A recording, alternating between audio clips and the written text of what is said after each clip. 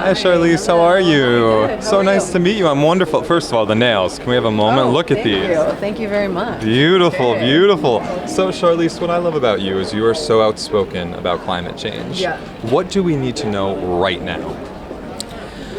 Well, I think that we're living in a world where if you don't have any awareness that time is running out, it's very unfortunate. And I think we're just trying to speak as loud as we can at any opportunity, any event about how we are running out of time. And it's not necessarily a message that's been taken well or received in the urgent way that it's supposed to be received. So I think it's great when we all just kind of still keep it up and we're not fully demoralized and we still go, we have to get this message through and we have to do what we need to do. And so it's great to be a part of something like that.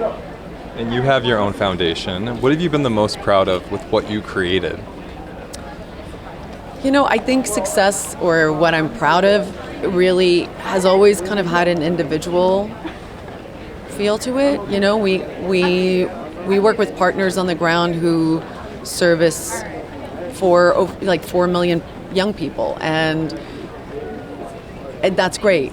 But I have stories of things that I've witnessed and have bear witness to things that I've heard from young people that have incredibly, it's moving when you get to watch them from a certain age and then you come back 3 years later. We have a youth scholarship program, so now we just had our first graduates, and so watching these graduates and remembering them when they were 16 and meeting them at school for the first time and remembering that voice that we saw so much potential in, and then giving them a higher education, and now they're graduates, and we've got a judge going back into her environment and changing legislation and law. So I think it's like keeping it on that personal level. Like when I hear those personal stories, that's the thing that makes me realize that you can't get lost in the size of the change that you're making. You have to just know that changing one person's life will then continue to have more people change their lives because of that one person. Oh my God, that is so beautiful. And I know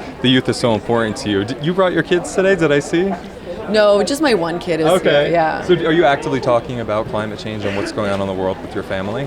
Yeah, I mean, it sucks for them. Like they're being raised by a mom that's constantly, they're just like, yes, mom, we know. So yeah. You know, that's a good mom. And lastly, I read an article, I believe it was Australian Marie Claire, where you opened up about being a mother and how gratifying and rewarding it is, but also at times lonely. And I think a lot of parents can relate to this.